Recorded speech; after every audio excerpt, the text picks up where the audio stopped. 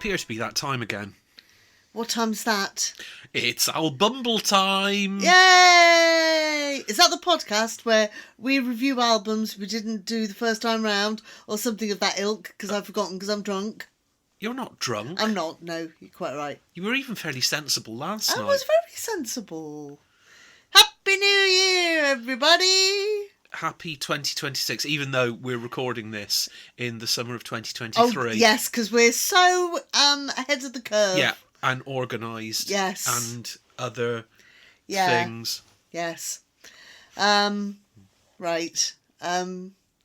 She's Anne. Sorry? I was just introducing us. Oh, yeah. She's Anne. I was going, Cheese Anne. What's Cheese Anne? Do we need to start this again? No, let's just carry on. Hello, welcome to our Bumble. She's Anne. He's not. Very good. And this is the podcast where we think about the thing. Yeah, we review albums we didn't view the first time round. Yes. I will start this off by saying there are no updates regarding other albums or artists. Well, I do. Oh, okay, because I thought it's been Christmas and nothing happens over Christmas. Yeah, well, no, because New Year's Day, Joost Klein dropped a new album. And all racehorses get 1 year older. Yes, they do. Right. Yes. Kleinkunst, it's called. Oh, right, You've got to be careful how you say and write that. Little art. Yes, obviously his name is Klein as well. Yeah. So, yes. Lovely. So everyone's like, ooh! So that's what you've been occupied with this morning. No, I'm not. I haven't actually listened to any of it yet. You're slipping. I know. Not busy, dear. Do we want to talk about the ESC 250? You mean the one that Lorraine always wins? And guess what? Except for that 1 year. And guess what? What? Lorraine won. Yes. Great. Lorraine! Yeah, and that. Yeah. So that was a complete waste of everyone's time. I always say the first couple of hours of that show is always the best bit. Because where stuff's going to be and what's been, what people have been listening to and what people get behind. It's like when we did the Leon thing and we just scraped him in there at number 249. Yeah. That's what... Der Countdown war indeed läufig. Yes. So, yeah, well done if you voted or didn't vote. I didn't vote because I don't think I twigged it was the voting window. Well, I think people are still angry at Eurovision, even though that's got nothing to do with the EBU. I think people were just like... They're just angry at it as a concept. Yes. Yes. So Martin Osterdahl has broken Martin everything. Green, all the people called Martin. Right. What about Martin Brundle? he's probably, Martin Adams. Right, anyway, I think we've been diverted enough. Right. Today's podcast is concerning the album... Hold On, It Hurts. By... Cornershop. Okay. Which was one of their earlier attempts. It was their first full-length album. And you can kind of tell. Although I think there is some on-purposery, if that's a word. Oh, they're a band that throughout their career have been deliberately obscure at certain times and have always tried to do something that I think people will not expect them to have done. Yes. I get the feeling that as a band they might be a bit on the contrary side. Oh, I think so. Well, yes, we might talk about that at the very end. Yeah, okay. Right, so shall we go and listen to this rather short... Well, it's not that short. I mean, no, it's not, but it's over half an hour, so yes, it's a good few... There is an extended version of this, but we didn't go there. Well, the extended version, I believe, was primarily done for the American market. Yes, and had extra songs that were on another EP. Yes. But we didn't concern ourselves with that. Okay. Although, if you want to mention it in passing, we might do. Okay. We shall see whether that comes up or not. Right. Here comes... The Sting. The much-awaited jingle.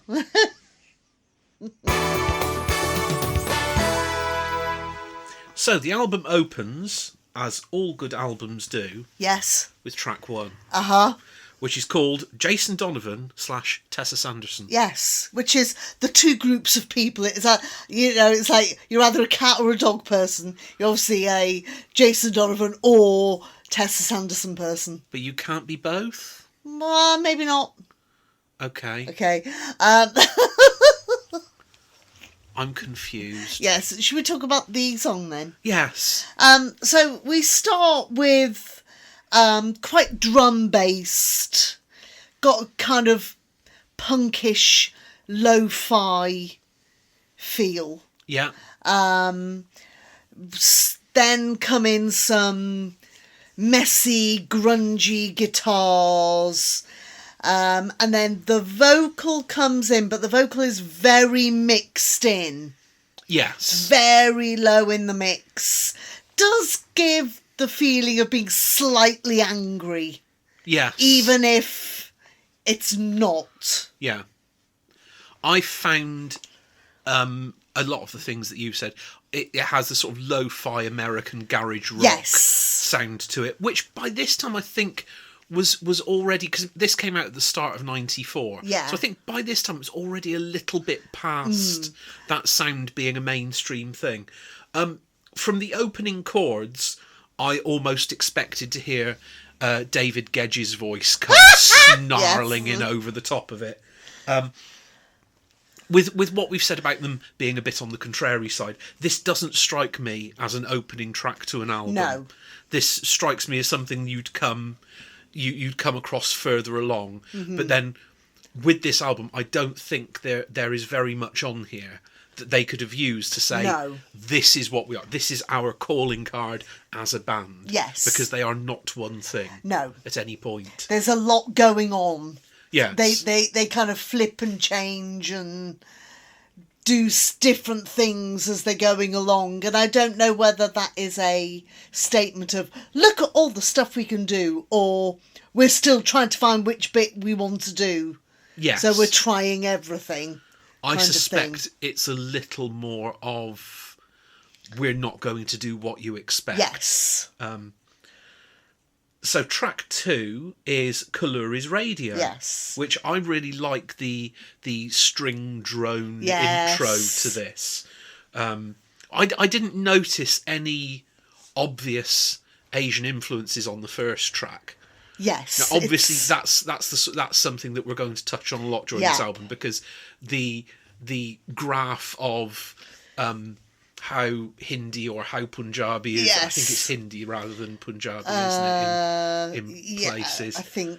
I think the how Asian is this gauge wildly fluctuates on this. A lot of these songs, if you didn't know who they were or did not see a photo of them, you might not think that some of the people in the band are not white. No.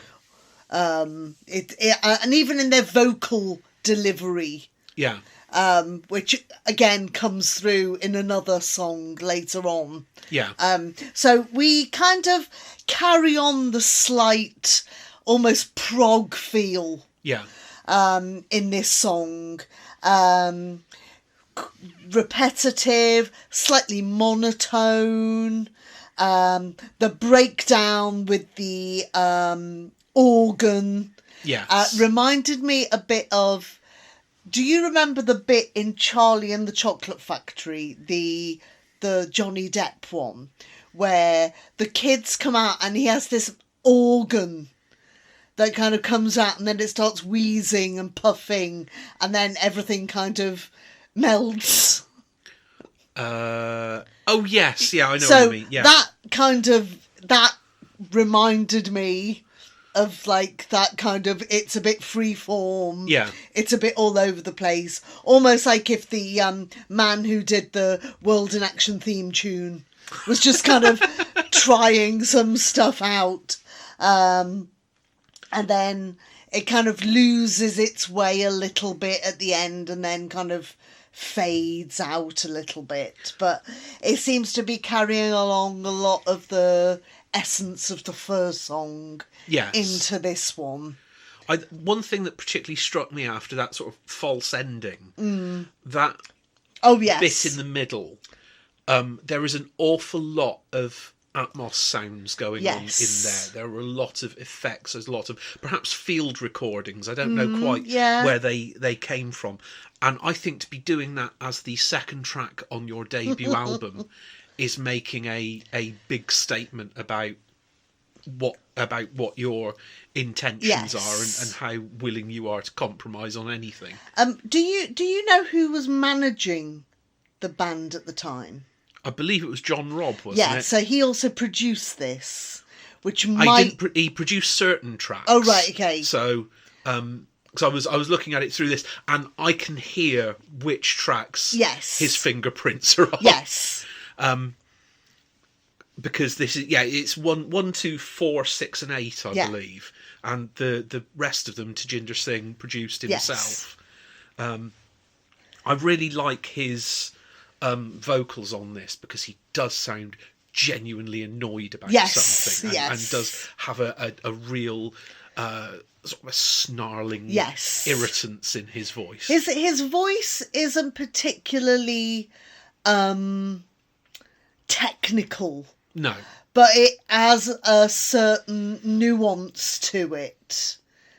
Like a stress to it. Yes. That makes you understand how he's feeling. Yeah. Without even knowing what the words are. Yes. Whether that comes from whatever his mother tongue is. Because, you know, like, I think it's like in Chinese or something. You have the same word, but depending on how stressed or how it's said, how it's said is more important. So whether that kind of comes from that. So on to track 3, which brings us our third distinctly different sound of the album, and this is the only single off the album that did any major business, which is Readers' Wives. So this has a almost kind of breakbeat kind of start, something feels a little bit more modern compared to the last two. Obviously the Readers' Wives is quite a Gen X kind of reference. Yes, it's a concept of its time and 20 years before its time, I think. I feel the actual construct of the song and the way it feels is almost slightly Happy Mondays-esque. Yeah, I can see that. It's got that kind of like mundanity in the lyrics. Yeah. It's got a slightly nonchalant feel to it, again, down to Jinder's vocals. This is, you can kind of see in the landscape of the whole album how this kind of stands out as being a bit more traditional versey chorus, you know, straightforward wham bam type song. Yeah, I find the percussion in this very interesting because obviously it's far more to the fore in the production and in the mix than it has been in anything else. And what you said about it being slightly breakbeaty was it made me think this is almost predicting the big beat sound that's going to come up in a couple of years' time. So perhaps they were ahead of the curve. Yeah. I think the way that this song evolves into a big sprawling landscape of sound, I think is more what I'd expected this album to sound like than anything else. Now, I didn't have any real knowledge of them from this album's era. This was probably the closest to what I'd been expecting. Yeah. So track 4 is Change. And the sound changes again with this one. This is quite a short number as well. So it's I'd almost say this is almost a bit of a palate cleanser. Almost. It's a kind of something short and sharp and sweet to kind of settle everybody down a little bit. It's very punk in its attitude, this one, I think. Yes. How it's laid out. I think this possibly a bit following on from Readers' Wives, this almost kind of puts us towards what they became. Yeah. Slightly. Yeah. What else have I put? Sorry. Slightly 60s-ish. Yeah. It's got that kind of 60s kind of quick vibe to it. You see, I couldn't decide whether that was an echo of that or whether this was something that was being done with a more punk attitude. Yes, to there's it, that as well. To get in, make a 2-minute pop song, and get out again. Yes. I like the fact that the vocals are a lot higher in the mix, a lot bolder on this one. That I think was my takeaway from it. Yes, although I wish they'd have had like a kazoo ending rather than just something a little bit more light-hearted. Yes. I get the feeling they're not that kind of, or at least weren't at this time. Well, they were being quite serious about what they were doing. Not that there's anything wrong with not being serious.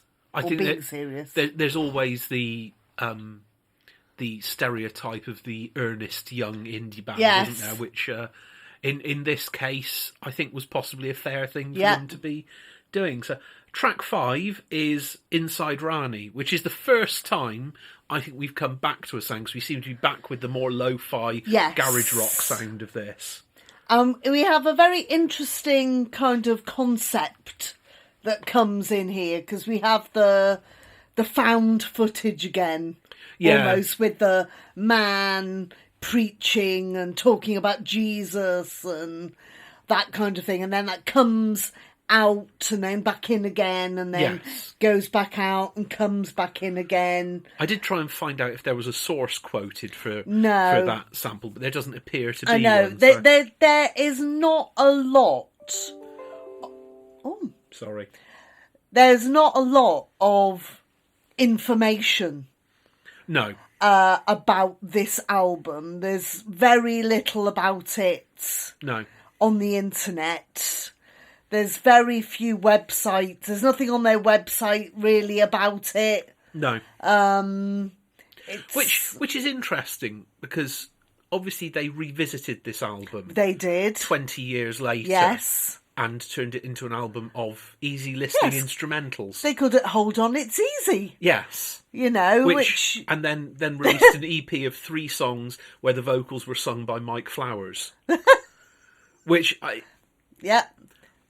don't know whether that's saying, oh, perhaps we were a bit headstrong at this stage, or just we want to take ownership of this and say, this is ours, we shall do what the hell we fancy with it. Or maybe it just goes back to the fact that they were being kind of contrary then. Yeah. And they were being contrary again. By going, oh, you think you know us? Yeah. Here's our album. Yes. Anyway. So that sampled vocal seems to take over the whole second half of the song. Yes. Which I thought was an interesting approach to take. Track 6. Sorry. Go on. I think I don't know if I've put this in the wrong place, but I think this is the song where they talk about Last Christmas. Yes, it is. Yeah. Which is an unusual take on the Wham song.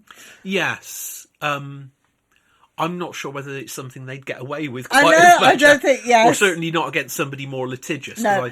I think George Michael was possibly a bit more easygoing. Would have appreciated the reference there.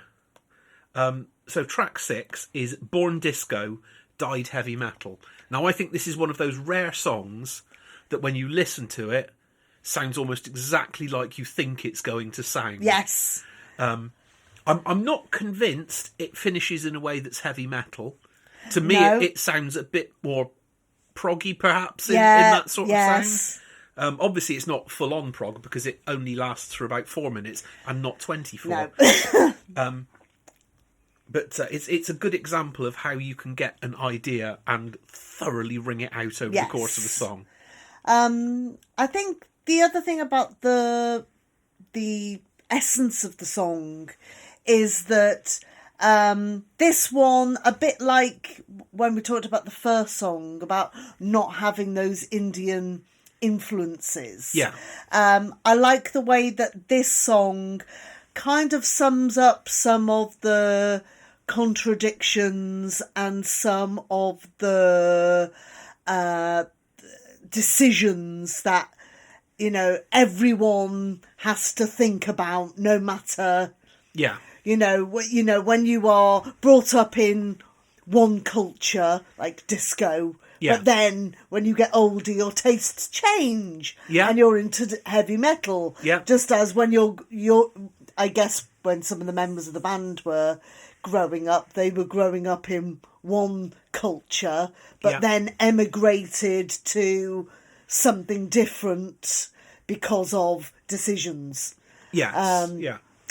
So I thought this was a very good way of kind of encapsulating a lot of ideas in a very accessible way. Yes. And it's also really repetitious. It's got a lot of repetition, yes. So track 7 is Counteraction, which is quite a stark change of direction. Yes. You mentioned earlier a track was a palate cleanser. Yes. I think that's also true here. Yes. This is very traditionally orchestrated as an Indian style song with, I don't know what language the lyrics are in. I tried to find out. I think, well, I put some of them into a translate thing. Right. And they said, well, are you translating Hindi? Yes. So I'm guessing it's an Indian language of some kind, whatever Tajinder's mother tongue is, I'm guessing. Yeah. I don't think this feels, despite the fact that it's in quite a stark contrast to other things on the album, I don't think it feels out of place. No, because you've had so many little references going on to it throughout the album that I think that works quite well here. And I think also as a kind of retro review, because we know who they are and we know that these Indian references came up all the time. Yeah. Them having an album where randomly something very typically Indian comes on doesn't feel like a surprise. No. So, tracks 8 is Where'd You Get Your Information? Go on. So, I was just going to say, I really like the bass riff that opens this song, which sounds to me like Asian Peter Hook. Yes! Yes! So, yeah, it's a punky rant of a song, and I think this is the most obvious influence of John Robb as a producer here. Yes. Because this sounds like his work and his wheelhouse particularly. This does feel quite rocky, almost veering towards getting towards Britpop. Okay. I think that the strong guitar intro, slightly menacing, very repetitive, I think that kind of confrontation in the fact that he's asking, where'd you get your information? Yeah. Kind of, pardon me, is quite in your face. And I do think it's some of the bits are looking a bit towards the music that's been, but was also a little bit too early to be enveloped in some of the kind of big Oasis, Blur, Pulp. You see, the other thing is that Britpop as a movement didn't get confrontational and snarky for quite a long time after it had debuted. So I think to say that it's sort of at the avant-garde of that, I think is missing the point that it's at the avant-garde of sort of a second or perhaps even third wave of that was quite a long way ahead. I like how this is been juxtaposed as sort of quite a punky rant of a track after all the layered sounds and production of Counteraction. So track 9 is Terra Mera Pyar, which I've probably pronounced very poorly, which I've found out is Yours and My Love in Hindi. Oh, right. Okay. So I don't really know how you to describe this, actually. Spoken word. It's a spoken word poem. Yeah. It's a found poem. It's not, it seems to be documenting somebody from the film industry. Yes. It's blurring the lines between reality and the story of the film. Yes. Isn't it? So the thing that really interests me about this is when you listen to the track. Yeah.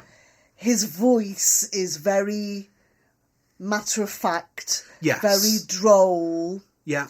Again, I mean, I know one possibly shouldn't pick this up, but if you did not know that was a person of Indian origin, I think you just think they were a Brummie. Yeah. They were all, they're not from Birmingham, are they? They're from Leicester, aren't they? Leicester, yeah. Yeah, so from the Midlands. Yeah. I wasn't entirely sure that was Tajinder's vocals on this. Do you not think so? It sounds... The voice sounds fundamentally different to me. I may be completely wrong. Might have been his brother. Yeah. Or someone else. But other members of the band have done vocals from time to time, so it's not entirely impossible. But I don't know is the simple answer. Yes. I tried to find out the answer, and the internet didn't know. No. So it just proves that not everything's out there. No, it's true. The final track on the album You Always Said My Language Would Get Me in Trouble. Yes, which is the very long outro of the whole album at over 7 minutes long. This, to me, sounds like a Stone Roses jam session build-up.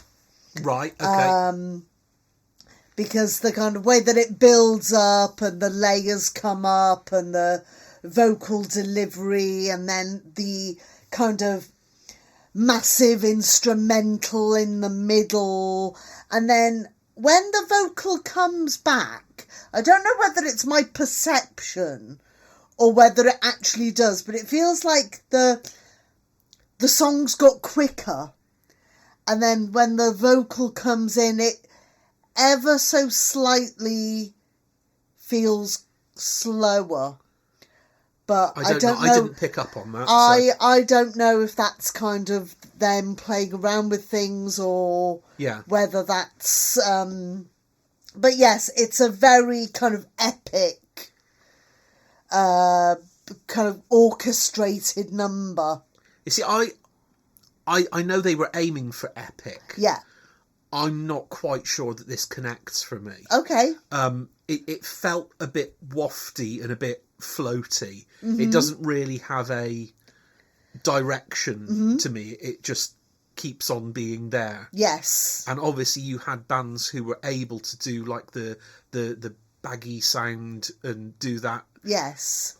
For sort of 11, 12, 13 minutes. This does feel like the song that they would play on the chart show with like a picture of them kind of like doing a funny face at the camera while it says number 8 in the indie chart. Yeah.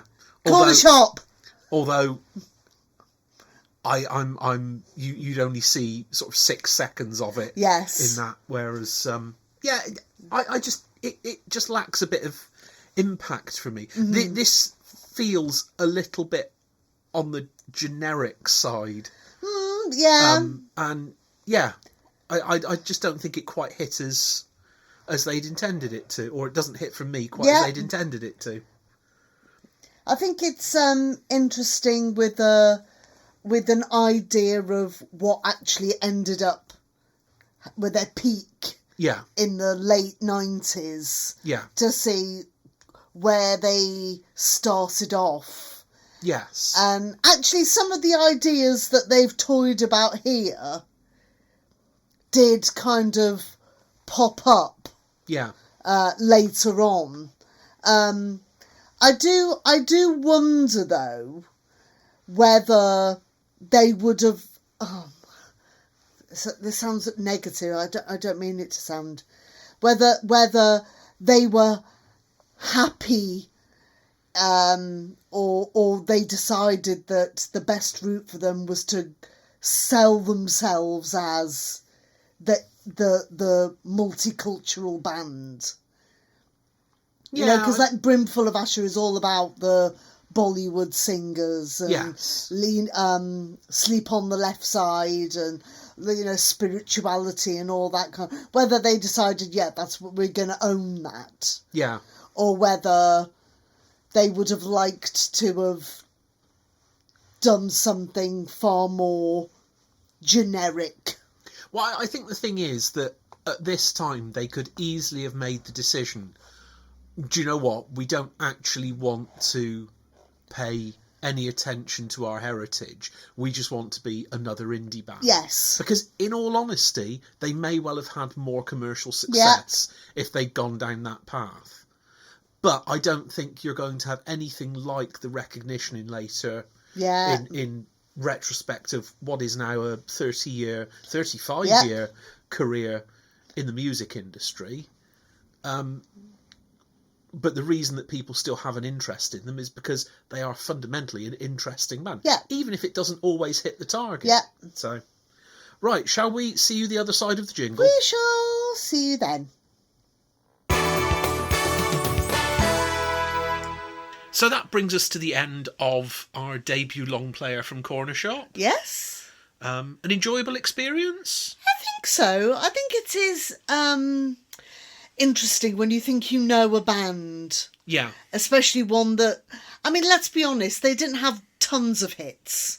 No. They had a small handful of songs that people know. And it's always good to see what else they've done. Yes. I mean, in particular, obviously we've just reviewed Hold On It Hurts. Yeah. But obviously we have also talked about the fact that they revisited it in a totally different genre again. Yes. So it kind of like, it's a bit of a 2-in-1. It's a bog off. Yes, yeah.